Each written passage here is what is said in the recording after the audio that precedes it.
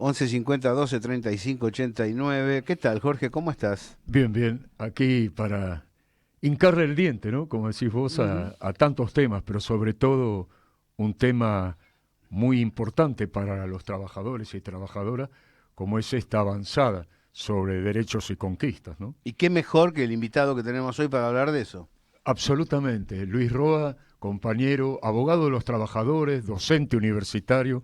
Bienvenido, Luis. Gabriel Fernández, Jorge Tibas, te damos la bienvenida. No, muchas gracias. Entre amigos uno se siente mejor, más en estos días. Ujú, Hace bien juntarse con gente comprometida y amiga. Lo ujú. primero que se me ocurre, Gaby, permiso, es, ¿tenemos la dimensión, Luis, de lo que significa esta serie de artículos que atentan, incluso con algunos constitucionales, como bien decís vos en un escrito? Mira, yo creo que no. Creo que no hay, que no está la dimensión y como que hay un relajamiento en el sentido de pensar que se trata, y lo he escuchado de muchos compañeros, pero genuinamente y honestamente han dicho, es una reforma light. Ujú. Pero no, son grajeas de lo peor que quedó de esto, del tórrido verano, por un lado, Ajá. porque es el mismo proyecto que nació en la ley ómnibus de 664 artículos el 27 de diciembre, que a comienzos de febrero volvió a comisión y en comisión siguió reteniendo lo peor, es decir, una brutal embestida sobre el empleo público y algunas cuestiones más vinculadas con la regularización laboral y la registración laboral, Ujú. todo un convito de lo peor, y a eso le agrega una suerte de ley espejo, o mitad de ley espejo, y me refiero a cuando generalmente se hacen DNUs y los gobiernos no pueden garantizar la eficacia de ese DNU o que se los pueda ratificar, suelen meter en paralelo y con el mismo texto en el Parlamento lo mismo. Ujú. Bueno, acá tenemos, por un lado, la ratificación del proyecto del verano de la ley ómnibus y por el otro lado, la ley espejo de DNU, eh, convirtiéndose en una reforma laboral antiobrera, flexible, de light tiene poco. Exacto. A ver, te voy a hacer un par de preguntas relacionadas con cosas que he escuchado a modo de abogado del diablo. ¿Qué le decís a aquel trabajador que dice va a ser más fácil para que me contraten? Que es falso, Ujú. no hay ninguna evidencia empírica de esto. Lo más posible, posiblemente lo que suceda es que lo despidan si tiene empleo, porque se están abriendo las puertas para rotar la fuerza de trabajo, como sucedió entre 1991 y 1995. Ujú. Es decir, vos no vas a encontrar trabajadores de 40 años de antigüedad. Es muy raro encontrar actualmente trabajadores de esa antigüedad.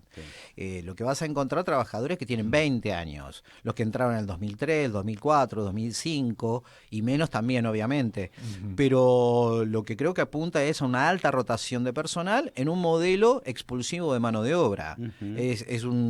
No solamente es antiindustrialista este modelo económico, sino también es antiproductivista. Antioficio, además, porque no se puede trasladar, ¿no? Absolutamente, mirá, Con el tiempo, el aprendizaje de una función. mira, cuando vos estabas hablando recién del calor de la calle y el calor de pueblo, Sí.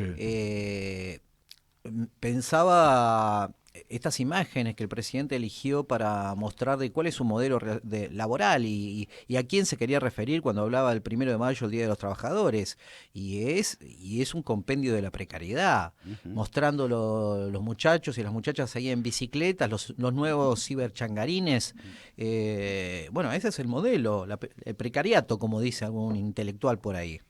Ujú. Y el otro punto, está claro lo que respondes, el otro punto es cuando plantean el tema de los despidos en el Estado es responsabilidad del campo popular en el gobierno, no solo del último tramo, sino de la década ganada también, porque los contratos basura se extendieron, se difundieron durante la gestión nacional, es responsabilidad también de los funcionarios que a diferencia de los liberales, no despedían gente, pero tampoco afirmaban a través de la planta permanente el estadio del trabajador. Yo creo que ahí pecamos de tibios. Ujú. A ver, ¿por qué digo?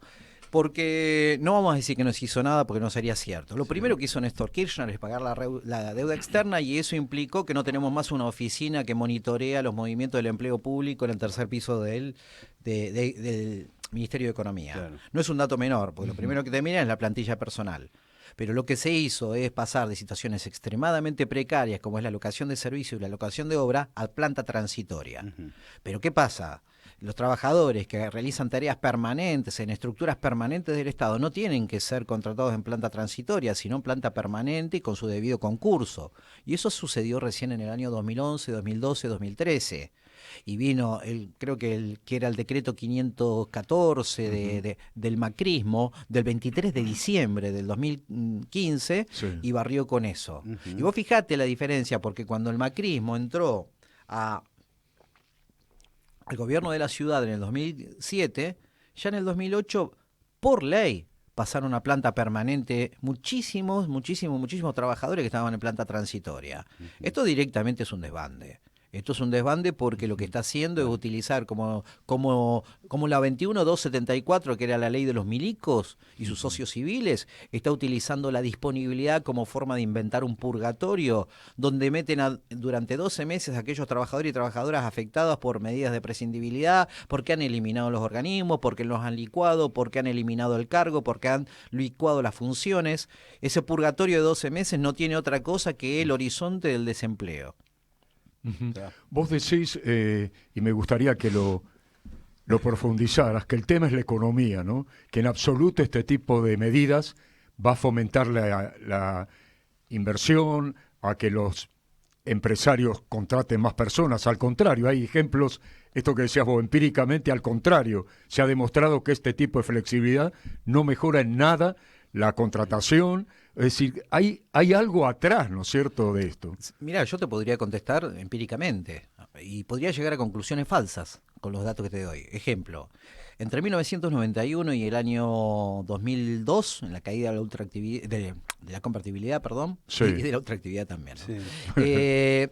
Se verificaron una innumerable cantidad de reformas laborales en clave flexibilizadora que destrozaron la seguridad social, que destrozaron las relaciones colectivas de trabajo y destrozaron las relaciones individuales de trabajo.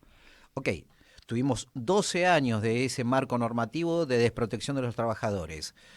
Pero si nosotros verificamos en ese rango la tasa de informalidad laboral, la tasa de desempleo y la tasa de subocupación demandante, vamos a ver que son todos indicadores que se van para arriba. Aumentó el desempleo, la informalidad, claro, y el desempleo demandante, que es la precariedad, mide la precariedad básicamente.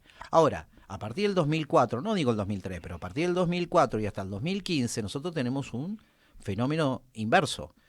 ¿Qué aumenta? Una mayor protección. Empiezan a aparecer las normas que recuperan el sistema jubilatorio, aparecen las normas que recuperan las relaciones colectivas de trabajo y derogaron la ley Banelco. Tenemos un recupero de las relaciones individuales de trabajo módico, pero al fin eso lo sucedió. Y bueno, uno podría decir con esta teoría, bueno, va a aumentar el desempleo. No, aumentó Por el contrario, el desempleo bajó hasta mínimos históricos, sí, que es diciembre del 2015. Está bien que con Alberto Fernández terminamos igual, pero con un salario muy deteriorado. Pero sí, Cristina orilló el 6% de desempleo, la subocupación demandante bajó a niveles realmente históricos y se bajó fundamentalmente la informalidad laboral 20 puntos. Nunca se pudo perforar el piso de los 30, pero se bajó 20 puntos. Ahora estamos volviendo a los 50% del sadomenemismo. Digo esto, porque, para no confundir. Si en los 90 se bajó la protección y los indicadores que marcan el deterioro laboral fueron en ascenso, si pasó lo contrario en la década que le siguió, uno podría decir, che, con mayor protección, eso crea empleo. Y esta conclusión sería falsa. Es como decía el asesor de Clinton, porque no era exactamente Clinton, es la economía, estúpido, decía, ¿no? Claro, es la economía. Es decir, no crea ni destruye el derecho del trabajo. Claro. Qué importante esto, no crea ni destruye, claro. Acá nos han dejado, tal vez metafóricamente, un destornillador, ¿no? Como para que digamos, bueno, estamos hablando del mundo del trabajo, seguramente los técnicos que estaban arreglando algo. Bien. Creo que queda claro, estamos charlando con Luis Roa, queda claro que la declamación de los liberales, tanto del macrismo como del menemismo, como de Milei, digo, porque se parecen mucho, algunos más condensado y más acelerado que otros, pero se parecen mucho. La declamación es inversa a lo que logran, ¿no? Es decir, ellos dicen, con nosotros las empresas invierten, y en realidad cae el nivel de inversión en la República Argentina. Con nosotros va a ser más fácil conseguir trabajo, y cae el nivel de ocupación en la República Argentina, cada vez que los liberales llegan al gobierno. Si yo te pido, Luis, que marques los que vos quieras, artículos de este plan que son realmente centrales y que le tiran abajo a esos, incluso dentro de nuestro campo popular, que lo ven como light. ¿Cuáles marcarías? Mira, primero hay una brutal reforma del empleo público. Ya hablé del purgatorio llamado disponibilidad, claro, donde incluyen licencia por enfermedad, discapacitados, embarazadas, y ponen fuera la disponibilidad de los delegados, pero fuera del lugar de representación de sus compañeros y compañeras. Con lo cual, a un delegado lo amputan el territorio, es lo mismo que dejarlo en su casa. A esto hay que agregarle, que proviene del DNU del proyecto ómnibus del verano, un sistema por el cual el empleador que quiere regularizar a un trabajador que lo tiene clandestino o mal registrado, lo puede registrar hasta por 60 meses, equivale a 5 años, y por un monto que equivale al salario mínimo vital y móvil. Y me explico. Sí. Si viene alguien que tiene 20 años de antigüedad y ganaba 300.000 pesos, que es muy poco, solamente lo va a poder registrar 5 de esos 20 años y solamente por 202.000 pesos, que es el salario mínimo actual. Y eso se conecta con otra brutalidad, que es la creación de la prestación jubilatoria proporcional. Es decir, se eliminan las moratorias jubilatorias. ¿Por qué? De esa manera, si cumpliste 65 años, solamente vas a poder acceder a un beneficio equivalente a la proporción de tus aportes. Es incorrecto, incluso algunos dicen el 80%. Eso es la PUAN. Si vos tenés el 40, el 50, el 30%, porque tu patrón jamás te aportó, vas a acceder a un proporcional de eso. Claro. Y eso es terrible. Y hay un dato. Accedes a ese beneficio a partir de los 65 años, con lo cual embroman a las mujeres que se jubilan a los 60. Agrego a esto, es un compendio, son grajeas de lo peor, ¿no? La implementación de un periodo de prueba de 6 meses. Eso es claro. Eso es brutal. Es porque una invitación al despido. Claro. Gabriel, yo te tomo a vos por 6 meses a prueba y te echo sin consecuencias indemnizatorias, y en tu puesto de trabajo lo tomo ya tenés un año cubierto. Claro. Sí, pero si por negociación colectiva lo podés extender a 8 meses o lo podés extender a 12 meses, es joda. Claro. Habilita el despido discriminatorio. ¿Y qué le decís, Luis, a los patrones que se enganchan con eso? No hablo de las grandes empresas que tienen su rueda atada a lo exterior, sino al mediano empresario que a veces se prende y es parte del coro empresarial alto y dice hay que registrar a los trabajadores de este modo, hay que limitar los beneficios laborales. Es que es el perro que se muerde la cola. Están limitando sus propias posibilidades. La mediana, la pequeña empresa, la microempresa, su mercado... Es muy habitual escucharlos decir. Sí, su mercado es precisamente una ciudadanía que tenga capacidad de consumo. Es decir, y el desempleo no crea precisamente una reactivación del mercado interno. Lo estamos viendo. Hoy el problema de una pequeña empresa, una pequeña mediana empresa, no es la indemnización de un trabajador, que realmente es un escándalo de pobre. Hoy el problema es la boleta de la luz. Hoy el problema es la boleta del gas. Hoy el problema es la imposibilidad de acceder al crédito, porque ningún banco le va a dar un crédito a la producción. Y la caída en las compras, básicamente. Pero absolutamente. Y ahí lo que tenés, y por los pequeños emprendedores, y están destrozando a los monotributistas, a la vez que esto es un aquelarre de exenciones con respecto a los bienes personales. Es decir, claramente no está mirando la realidad o tiene una mirada muy, muy corta.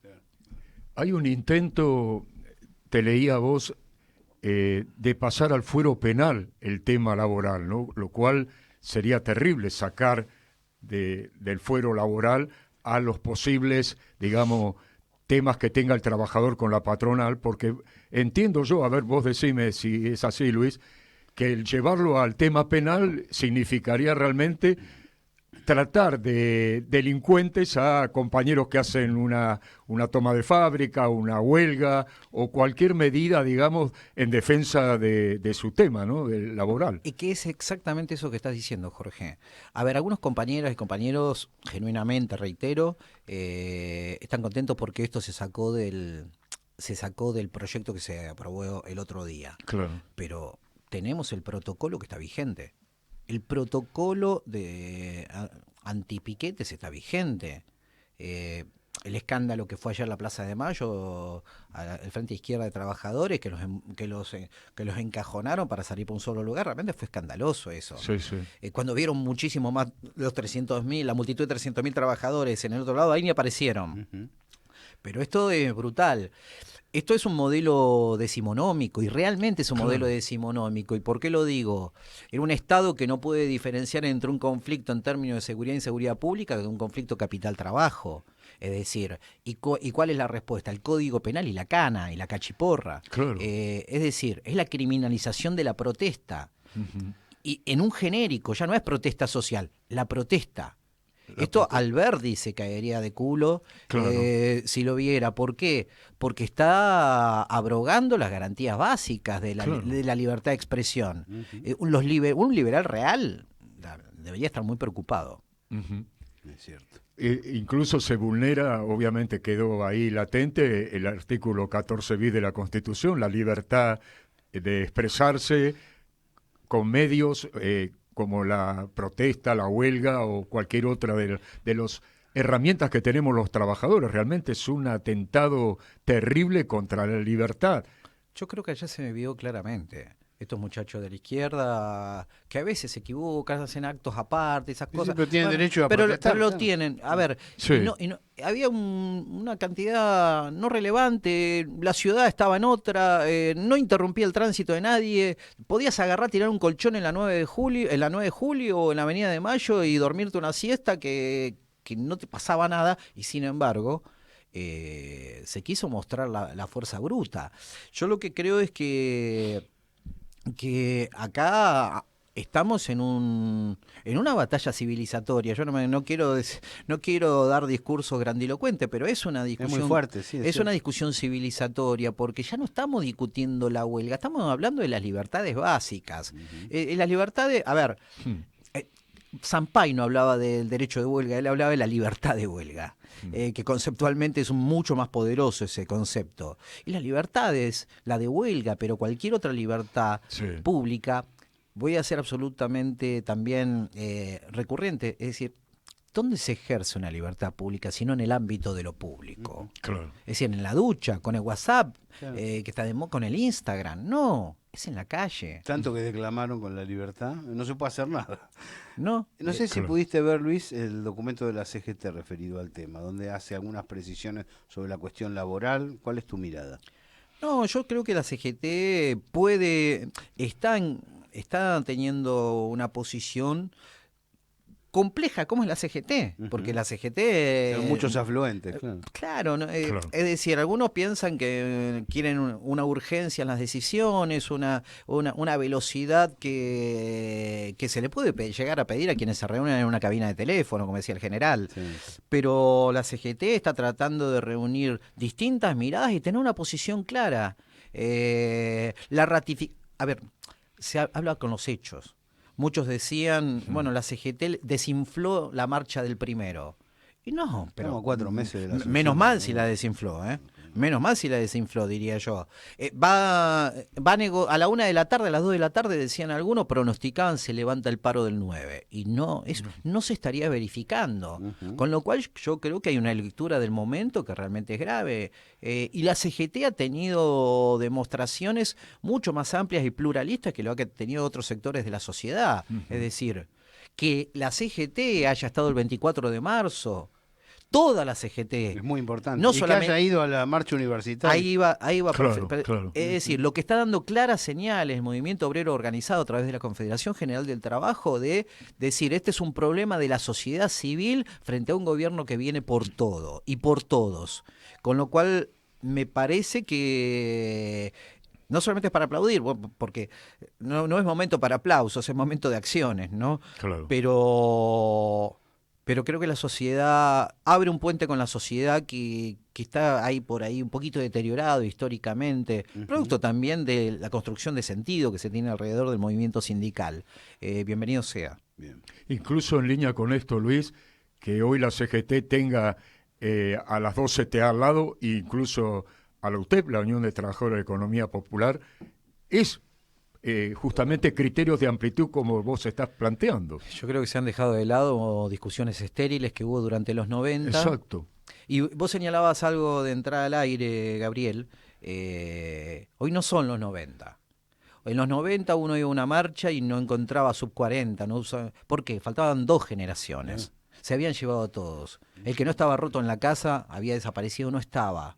Y hoy hay un sub 40, un sub 45, toda una generación de Jóvenes obreros, jóvenes obreros, delegados de fábrica, comisiones directivas. Toda una nutriente. En los 90 las regionales de la CGT no existían y hoy existen, están regularizadas, están normalizadas a lo largo y a lo ancho del país. Yo me acuerdo, Sí. lo que está diciendo para mí es clave. Exacto. Me acuerdo el heroísmo que hemos marcado de la resistencia del MTA y de la CTA, ¿no? Que creo que vale el realce. Ahora, numéricamente, el acto en contra de la privatización de aerolíneas de aquel entonces se circunscribió a la primer cuadra de Rivadavia, al costado del Congreso. Yo me acuerdo porque lo fui a cubrir y los muchachos estaban ahí. Hoy, un acto de esa naturaleza es propio de una agrupación chica, podríamos decir. Pero si sale el movimiento obrero, pasa lo que pasa. Te mete o 1 millón de personas a nivel nacional o 400.000 en capital. Y eso me parece muy destacable lo que dice Luis. Es decir, Exacto. el movimiento obrero aprovechó la década ganada para fortalecerse. A ver, yo siempre lo digo, que mientras la ratio, el índice de trabajadores afiliados y trabajadoras es de alrededor entre el 35 y el 37% históricamente, Sí. cuando la economía funciona, ¿no? Claro. Si vos tomás un corte de los que ingresaron al trabajo entre el 2003 y el 2015, la afiliación es del 50%. Claro. Con lo cual, ahí estamos leyendo algo. Que también a nivel internacional hay que medirlo, porque no es habitual. En Europa no se consigue, Gabriel. No es habitual. Claro. En A Europa veces no nos se quejamos y consigue. ella dice, no, que bajo el nivel de sindicalización. Sí, porque nos comparamos con nosotros mismos, que somos líderes a nivel internacional. Pero Claro. si vos agarrás cualquier nación europea o latinoamericana, no te encontrás con el mismo indicador. Francia tiene un 8%. España, que hacen gárgaras revolucionarias, sus 2 organizaciones, entre Comisiones Obreras y la socialista UGT, tiene un 10%. Los alemanes por ahí están un poco más arriba. La gloriosa Central Obrera Italiana no pasa el 14-15%. Claro, claro. Y estaba recordando, por eso es importante estas precisiones que haces, Luis, porque estoy pensando en bajar el aporte solidario, ¿no es cierto?, del 1.5 en nuestro caso gráfico, para separar, ¿no es cierto?, y tratar de trabajar individualmente con aquellos compañeros o compañeras que acepten esta posibilidad, ¿no es cierto?, desmembrando el colectivo trabajador. Eso es una reforma que viene al estilo Temer, porque es relativamente reciente, pero apunta a un lugar que no es nuevo tampoco, desfinanciar el movimiento obrero. Claro. Las estructuras del movimiento obrero. Bueno, algo de eso hay cuando en 1977 se dicta el decreto 385, el mismo día que secuestraron a Oscar Smith, al gato Smith. Sí. Ese día se dictó un decreto que dio de baja todas las afiliaciones y eliminó precisamente las contribuciones, las cuotas solidarias. No es casual. Claro. Al tiempo que había un plan sistemático de represión al movimiento obrero, se desfinanciaba las organizaciones, y eso que muchas de ellas estaban intervenidas. Luis, antes de despedirte, tenés clase ahora dentro de un ratito. A las 7, pero acá cerquita, por suerte. Bien. Bien. Me dice el Lautaro, no lo despidas. Estamos hablando es un saludo. Está No, usted pero despedido. Para poder sacarle el jugo ya con lo del Sí, silencio. exprimir a Luis. En tu ya inspectore, no tenemos datos objetivos. ¿Dura esto? Qué sé yo, no quiero parecer Moreno, viste, que dice en 15 minutos que tan clara. Hay gente que la tiene tan clara que me preocupa, pero no lo sé, esto no es difícil sostenerlo. Lo que pasa es que tienen plan B. Y voy a decir... Tienen plan B. Sí, tienen plan B. Y tiene que ver con la derecha orgánica. porque no es que está Camilo Cienfuegos no está Rosa Luxemburgo de vicepresidenta. Ujú. Tienen plan B. Y por otra parte hay una vieja regla que los viejos compañeros me lo enseñaron, esa cosa no la enseñan en la facultad. Generalmente en situaciones como estas, la cosa siempre se cae por derecha, con lo cual hay que construir poder popular. Ujú. Esa es la clave, ¿no, Luis? Me dejó preocupado, te digo. Sí, sí, porque, bueno, algo que venimos diciendo con Gabriel, hay de parte de la clase trabajadora, los movimientos sociales, hay sustento, hay músculo, pero en varios ámbitos se está planteando la orfandad en cuanto a dirección política de esto. Pero eso es preocupante, ¿no, Luis? Yo creo que esta batalla es como, viste, como las viejas peleas que te daban el campeonato del peso pesado, pero tenías que ir a pelear a Madison Square Garden. Ujú. Es decir, si no lo volteas a los bifes, te pasa lo que le pasó al puntos, Toro no. de las Pampas. Ujú. No hay justicia. O es por nocaut o no es. Con lo cual hay que pelear, y lo digo en el genuino sentido para que no se estratifique esta partecita nomás, construir organización. Pero también construir organización social sin conducción política, tampoco. Estoy de acuerdo con lo que señala Jorge. Falta conducción política. Tenemos formidables cuadros que realizan maravillosos discursos, pero necesitamos conducción política. Sí, sí. Volviendo una hoja atrás, ¿se podrán meter judicialmente del campo nuestro cautelares, amparos para frenar este tipo de medidas que ellos intentan poner ya legalmente como válidas? Me acuerdo que un profesor de procesal me decía insistentemente, la ley es la ley, pero sobre todo la ley es lo que los jueces dicen que es la ley. Claro. Ajá. Y entonces tenemos que ver quiénes son los jueces que leen la ley, la interpretan y dictan sentencias. Y ahí yo creo que va a haber un tope. Hoy me entrevistaban a la mañana Lucas Molinari y le decía, bueno, la justicia del trabajo. Bueno, por algo quieren destruir la Justicia Nacional del Trabajo y municipalizarla. Eso, por ejemplo, el fuero laboral. Pero si subís, si llegás a la corte, y yo no le compro un auto usado a los Supremos. Con eso está todo. Gracias, Luis Roa, por estar acá. Muchas gracias, Por favor, Luis. muchas gracias a ambos. Un placer verlos. Realmente. Un placer nosotros también.